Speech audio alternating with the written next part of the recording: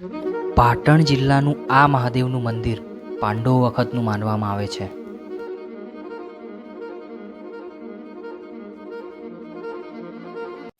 હર હર મહાદેવ બધાને and welcome back another video of a Mahadev temple.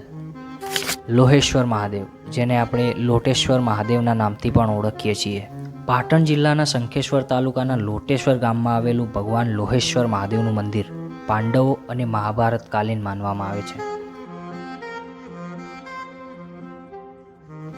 2009માં ખોદકામ કરવામાં આવેલું અને આ ખોદકામમાં જે અવશેષો મળ્યા તે 5000 વર્ષ પહેલાંના હતા, એટલે કે મહાભારત અને પાંડવો કાલીન.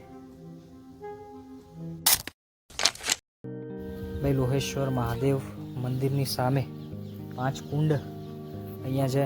5 કુંડ પાંડવોના સમયના હોય એવું માનવામાં આવે છે. જે આ રહ્યા, આ કુંડ છે.